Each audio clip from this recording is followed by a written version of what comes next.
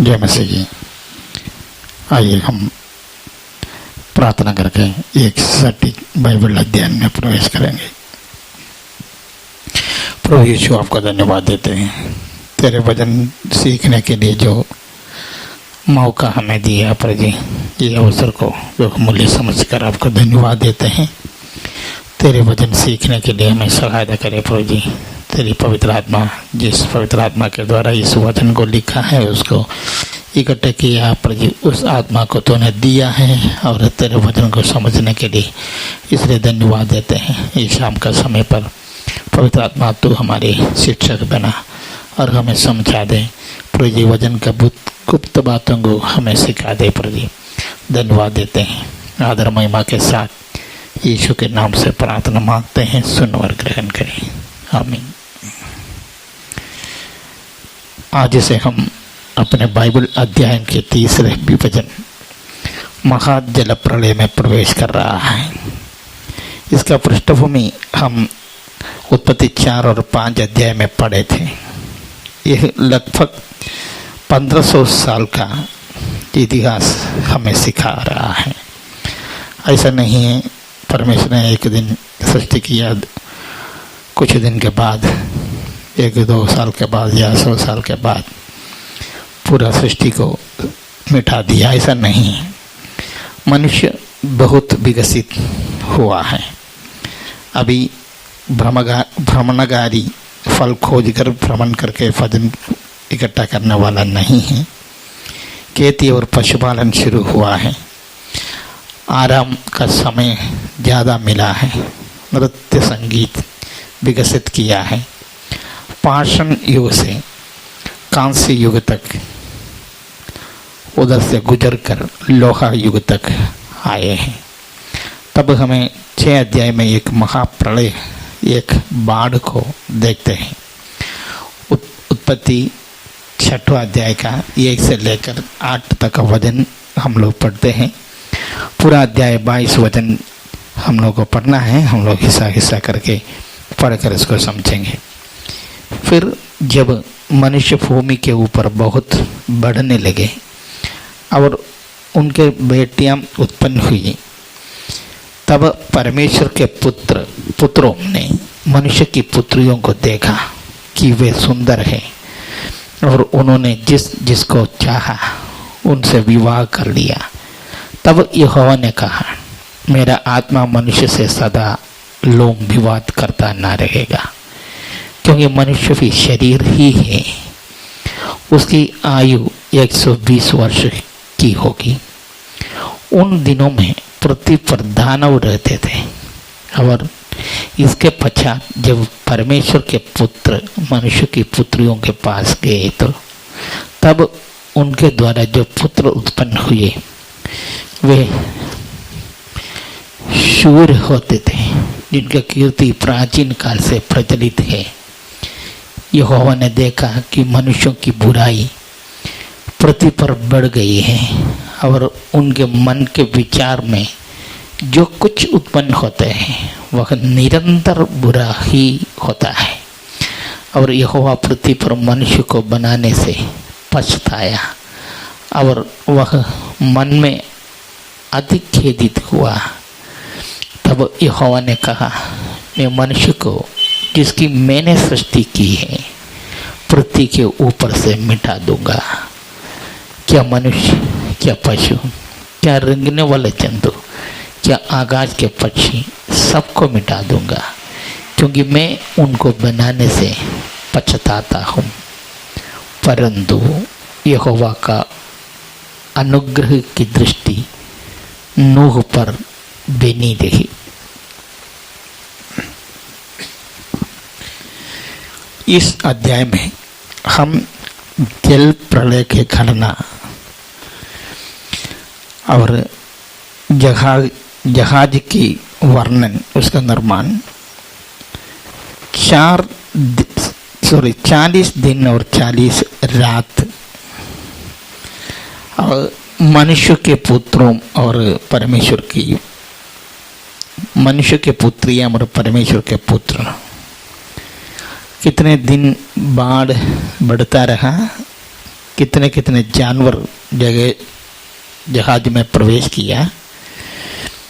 जल प्रलय का अंत में क्या हुआ, उसके जो होमबलि नूह और उसके पुत्र चढ़ाते हैं और नूह का पुत्र का वंशावली, इस बात हम लोग जल प्रलय के इस विभाजन में पढ़ेंगे। 6 से लेकर 9 तक का अध्याय में 9-10 अध्याय तक हम लोग इस बात को हम लोग पढ़ेंगे। जल प्रलय का जो घटना है, एक वाक्यांश में यदि जल प्रलय का वर्णन किया तो एक होगा परिवार की क्षति या विवाह का दुरुपयोग।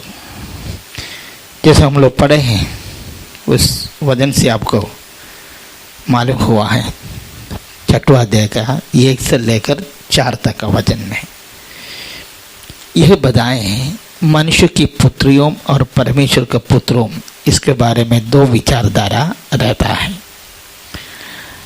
बड़े बड़े बाइबल वैज्ञानिकों ने ये दोनों पक्ष में से एक में है।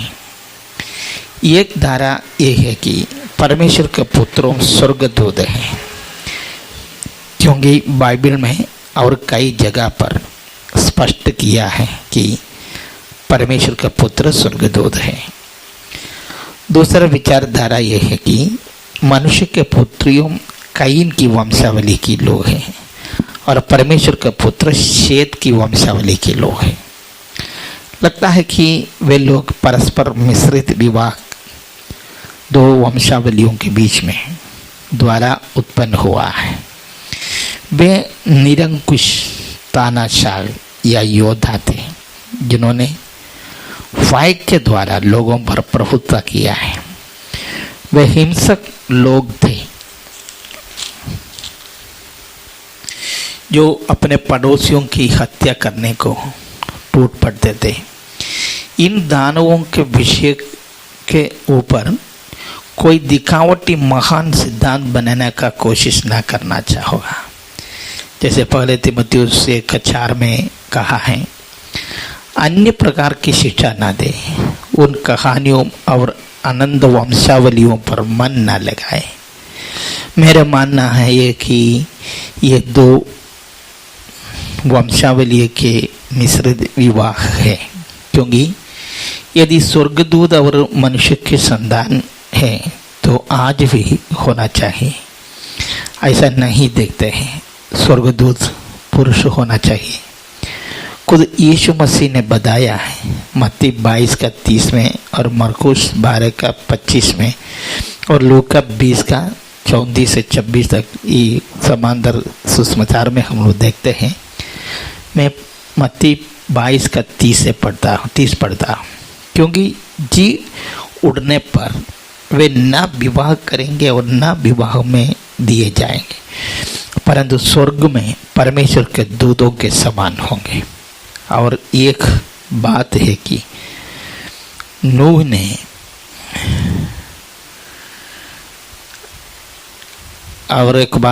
नूह ने जहाज जो बनाया है अपने परिवार की बचाने के लिए है। स्वर्गदूत है तो जहाज बनाने से और वंशावली को बचा नहीं सकेगा। नहीं तो हमें ऐसे सिद्धांत बनाना पड़ेगा। स्वर्गदूत पहले विवाह करते थे या विवाह करने का क्षमता रखते थे, बाद में उसको अभी के समान बनाया है। इसके लिए कोई बाइबल आधार नहीं है। नया नियम में ये स्पष्ट करते हैं कि अविश्वासियों से असमान जुए में ना जूते। 2 कोरिन्थी 6:14 से लेकर 18 तक वचन आप पढ़ेंगे और बहुत सारा वचन पढ़ते हैं। अविश्वासियों के साथ विवाह संबंध में नहीं जोड़ने का जो व्यवस्था किया है। इधर कैन का परंपरा हम पहले से बोल रहा था। 2 परंपरा हम लोग को उत्पत्ति में देखते हैं। एक जो है परमेश्वर से विद्रोह करने वाला एक परंपरा, वो जो है कैन आदम से कैन से उनका बेटा ऐसे हो जाता है। और दूसरा जो है, आदम से हाबिल, जो हाबिल को मारा दिया गया, और हाबिल के जगह पर जो शेत को परमेश्वर ने आदम को दिया है, उसके जगह पर दिया हाबिल का, आदम कहता है। तो उसकी परंपरा, उसको ये दो परंपरा है, ये दो परंपरा का, दो वंशावली का जो मिश्रित विवाह में होते हुए लोगों को हम लोग ये 6वां अध्याय का मनुष्य का पुत्र और परमेश्वर का पुत्र कहते हम लोग देखते हैं। नूह के समय के बाढ़ संसार में पूरा हुआ सबसे बड़ा बाढ़ है। इसके कारण समझने के लिए स्वयं यीशु मसीह के सुनना चाहिए। मत्ती 24 का 37 से लेकर 39 तक का वचन में ये संसार के अंत और यीशु के दूसरे आगमन के सवालों का जवाब में यीशु बताया है। अंतिम दिनों का जैतून पहाड़ का प्रवचन में से है। अंत और दूसरा आगमन का समझाने के लिए यीशु ने बोला, भूतकाल भविष्य को समझाने का कुंजी है। 27 वचन, जैसे नूह के समय पर हुआ ठीक उसी प्रकार होगा, क्योंकि जैसे जल प्रलय से पहले के दिनों में जिस दिन तक कि नूह जहाज पर न चढ़े उस दिन तक लोग खाते पीते थे और उनमें विवाह होते थे, और जब तक जल प्रलय आकर उन सबको बहा ना ले गया तब तक उनको कुछ भी मालूम ना पड़ा। वैसे ही मनुष्य के पुत्र का आना भी होगा। नूह के दिन के बारे पढ़ते वक्त हम क्या सीखते हैं? हमेशा की तरह व्यापार चलता था, खाते पीते थे, उसमें कोई गलती नहीं है। विवाह करते थे, विवाह के लिए देते थे, कोई गलती नहीं है। क्रय विक्रय होते थे, कोई गलती नहीं है। बच्चे स्कूल जाते थे, कोई गलती नहीं है। किसान खेती करते थे, कोई गलती नहीं है। नूह अपने आंगन के पिछवाड़ा में एक बड़ा जहाज बना रहा था, उस पर जरा भी ध्यान ना दिया है। उसको शायद स्थानीय पागल मानते हुए उसका कार्य काज को सह लिया, हास्य का विषय बनाया। आने वाला न्याय के बारे में वो जोधों को चिता रहा था। लोग कोई ध्यान नहीं दिया। मलयालम भाषा में एक महाकाव्य है जो उत्पत्ति की किताब के आधार पर रचा है। उसमें कवि अपना ये कल्पना लगाया है, नूह के बच्चे स्कूल में हैं, नया स्कूल में भर्ती हुआ है, जो बच्चे आपस में परिचय करा रहा है। नूह के बच्चों से पूछा, तुम्हारा पापा क्या करता है? नूह के बच्चे बोलते हैं, वह एक जहाज बना रहा है। कहाँ? आंगन के पिछवाड़ा में। क्यों? कैसे समुद्र तक ले जाएंगे? समुद्र तट पर है ना, इसको बनाना चाहिए। नूह के बेहू हम पानी भरने के लिए पब्लिक नल या कुआं पर गए। पड़ोसियों परिचय लिया है, मालूम हुआ है नूह की बहू है। ससुर के बारे में पूछा, बूढ़ा क्या करता है? बोली, जहाज बना रहा है और लोगों को छिता रहा है। वे लोग पूछे, समुद्र कितना दूर है? पागल हो गया क्या? बूढ़ा कितना साल के हैं? बुढ़ापे में ऐसे होता है? नट बोल्ट का लेखर कट गया क्या? बहू ने बोली, नहीं, वे अच्छे सुस्त में हैं, रोज प्रचार करने के लिए जाता है। वो कहता है समुद्र यहाँ तक आने वाला है, पूरा धरती महासागर में बनेगा। महाप्रलय के पहले बारिश नहीं होता था, वर्षा नहीं होता था, हम लोग जानते हैं। लेकिन लोगों ने बताया है बड़ा प्रलय आने वाला है और लोगों को इस जो जहाज में प्रवेश करके उद्धार पाने के लिए, बचने के लिए, अपने आप को बचने के लिए कहा था। 1-2 दिन का प्रवचन नहीं दिया, 120 साल उसने प्रवचन दिया अपने परिवार के 8 लोगों के बिना। आजकल जो अपने परिवार का ही लोग उद्धार नहीं पाते हैं, लेकिन नूह का परिवार, उसका पत्नी, 3 बेटे और उसकी बहू, 3 बहू, कोई जबरदस्ती उससे नहीं किया है, लेकिन बात को समझकर, अपना बाप को, ससुर को समझकर, अपना पति को समझकर, उसका बातों पर विश्वास करते हुए वो जहाज में प्रवेश किया है। जैसे नूह और परिवार जहाज में प्रवेश किए हैं, परमेश्वर ने दरवाजा बंद कर दिया है। 40 दिन और 40 रात निरंतर बारिश होते रहा। जहाज उड़ने लगे, चलने लगे।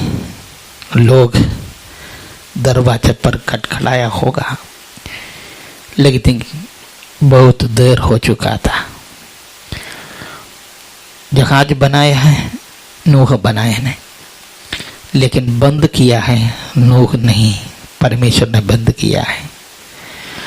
नूह चाहे तो भी इसको खोल नहीं सकता है। मत्ती 24:39 कहते हैं, जब तक जल प्रलय आकर उन सबको बहा न ले गया, तब तक उनको कुछ भी मालूम न पड़ा। कितना निंदनीय अभियोग है। वह प्रबोधन का युग था, लेकिन उसको कुछ भी मालूम न पड़ा। महान प्रगति का युग था, लेकिन कुछ भी मालूम नहीं पड़ा। कला, साहित्य, संगीत का युग था, लेकिन कुछ मालूम नहीं पड़ा। शूरवीर धरती पर घूम रहा था, पर कुछ भी मालूम नहीं पड़ा। वे बहुत कुछ जानते थे, लेकिन कुछ बहुत कम समझते थे। बहुत कुछ जानते हुए जो जानना चाहिए उसको नहीं जानते थे। अपने आप को ज्ञानी समझना और बुद्ध स्थापित करना। परमेश्वर को जानने का समय नहीं था। जल प्रलय आया, उनको ले गया। जल प्रलय की घटना हम 5 वाक्यांश में समझ सकते हैं। एक, पहला जो है विवाह का दुरुपयोग। दूसरा जो है परमेश्वर का धैर्य का अंत। तीसरा जो है करिश्माई भ्रष्ट नेताओं की भरमार। 14 है बुराई की ओर तेजी से बढ़ता मानव जाति। 5वां है स्वर्ग के चौंकाने वाला निर्णय। यीशु ने बोला है, यीशु का दूसरा आगमन पर भी जैसे हुआ है नूह का समय पर, ऐसा भी होगा। अभी हम देख रहा है ऐसा ही पूरा हो रहा है। यीशु का दूसरा आगमन बहुत नजदीक आया है। पहला बात यह है विवाह का दुरुपयोग। हम लोग उत्पत्ति 6वां अध्याय में जो अभी पढ़े हैं, उसमें हम लोग ये देखे पहला और दूसरा वचन में, ये विवाह केवल शारीरिक आकर्षक पर आधारित था। एक पुरुष एक औरत को देखता है और कहता है, मैं इसको पसंद करता हूँ, बहुत सुंदर है, एक बच्ची या लड़की मुझे अच्छा लगता है, उसको पत्नी बनाया। जिसको जिसको वो चाहा सबको वो पत्नी बनाया, बाकी कुछ नहीं देखा।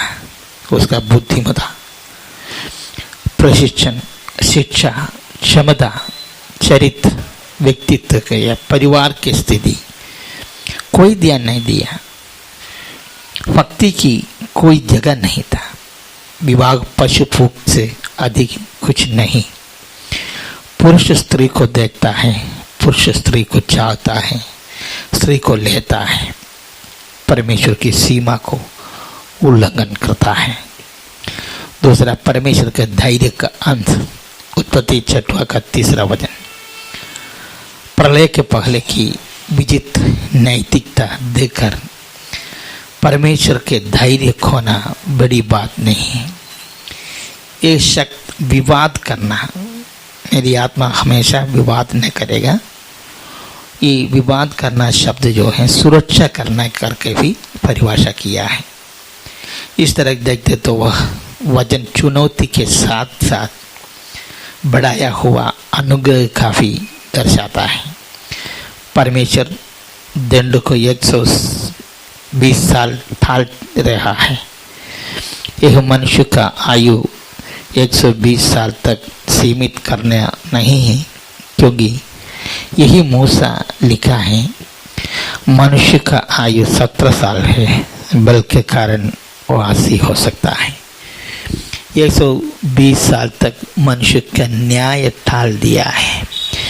कुछ समय के बाद परमेश्वर सुरक्षा का कवच हटा देता है और मनुष्य अपने गलती का फल भोगने लगता है। जब मनुष्य परमेश्वर को छोड़ देता है, परमेश्वर उनको अपने करनी को फल खाने के लिए छोड़ देता है। जल्दी से हो या देरी से न्याय तो होना जरूरी है। इस घटना में 120 साल बाद आया है। एक मन फिराने के लिए ये 120 साल दिया है। एक दूसरा पत्रोस 3रा अध्याय का 1 से लेकर 9 तक वचन में पत्रोस स्पष्ट करता है। ये घटना इस प्रकार इस्तेमाल किया है जैसे हम लोग अभी पढ़े हैं। परमेश्वर पाव पर आंख नहीं मारता, न्याय इसलिए टालता है मन फिराए, पाव में चलने वालों को चिताए। नूह के समय के समान अचानक न्याय होगा। तीसरा, करिश्माई पृष्ठ नेताओं की फरमार, उत्पत्ति 6 का 14 वचन। उन दिनों में पृथ्वी पर दानव रहते थे और उसके पश्चात जब परमेश्वर के पुत्र मनुष्य के पुत्रियों के पास गए, तब उनके द्वारा जो पुत्र उत्पन्न हुए वे शूरवीर होते थे, जिनकी कीर्ति प्राचीन काल से प्रचलित है। व्याख्या करने की कठिन पद है दानव की। इब्रानी शब्द निपीली, इसका अर्थ है गिरा हुआ। बाबेल के गुम्मट पर हम इस लोगों को देखते हैं। ये लोग नेते थे। वे अपने अहंकार से परमेश्वर को तिरस्कार किया है। बड़े बड़े साम्राज्य और बड़े महानगर को बनाया है। तानाशाही, अत्याचारियों और मानवतावाद के लक्षण रहा था। ऐसा व्यवहार करते हैं परमेश्वर है ही नहीं। मैं अपना मालिक हूँ, किसी का गुलाम नहीं हूँ, ऐसा व्यवहार करने वाला है। ये करिश्माई नेताओं थे, लेकिन उनके अंदर प्रदूषित थे। हिंसा, घृणा और सब प्रकार की दुष्टता से भरे थे। महाप्रलय के पहले इस तरह के लोग से संसार भर गया था। चौथा वचन ऐसे लगता है कि परमेश्वर के पुत्रों और मनुष्य के बेटियों के मिलन से हुआ है। बुराई की ओर तेज से बढ़ना, उत्पत्ति 6वां अध्याय का 5वां वचन। बाइबल में और कहीं ऐसा एक कुल भ्रष्टता नहीं मिलता है। यह है परमेश्वर के दृष्टि में मानव जाति परमेश्वर के अनुग्रह से पूरा पूरा दूर हो गया है। उत्पत्ति 1 अध्याय में परमेश्वर ने जो सृजा है अच्छा देखा है, बहुत अच्छा देखा है। अध्याय 6 में परमेश्वर सृष्टि बुराई का एक गंदा नापदान में बदला है। 6 का 5 कहते हैं कि वे लोग भयानक बन गए। यह वचन पढ़कर हमें आईना देखना है।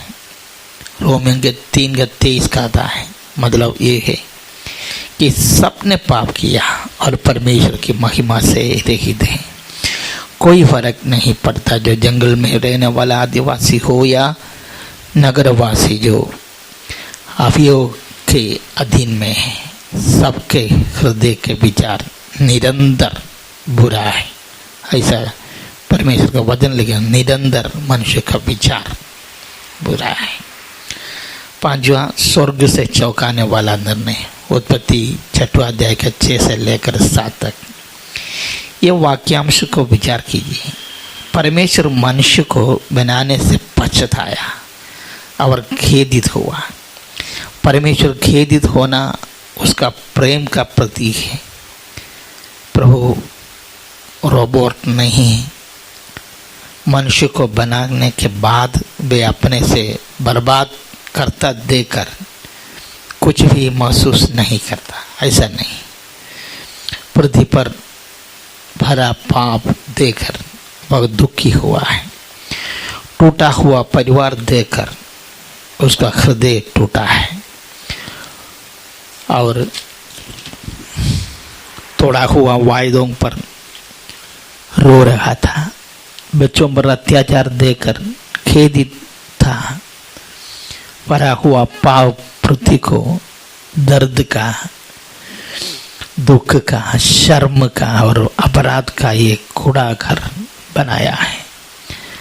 अब परमेश्वर पूरा सृष्टि का मिटाने का निर्णय लिया है। सारा शहर नाश किए गए हैं, सारा घर बहाया गया है, सड़कें नहीं है, मकानें डूब गई है, पूरा गांव शहर नगर डूब गया है। पुरुष, स्त्रियां और बच्चे लहर के नीचे मर रहे थे। इस प्रकार उसका पगले कभी नहीं हुआ है, बाद में भी नहीं हुआ है।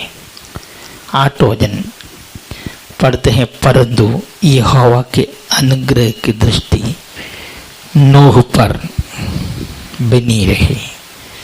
इसके बारे में और आगे हम लोग अगले क्लास में पढ़ेंगे।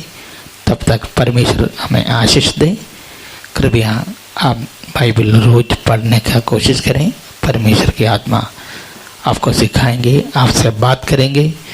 जो आप अपने से जो पढ़ते हैं समझते हैं वो तो मेरे क्लास उसके बराबर कभी नहीं होगा। जब आप बाइबल पढ़ते हैं, पढ़ेंगे प्रार्थना के द्वारा, तब परमेश्वर आपसे बात करेंगे। बाइबल की जो गुप्त बातें आपको प्रकट करेंगे। इसलिए मैं आपको फिर से अनुरोध करता हूँ, बाइबल पढ़े, रोज पढ़े, लगातार पढ़े, निरंतर पढ़े। प्रभु आपको बहुत से आशीष देवे। आमीन।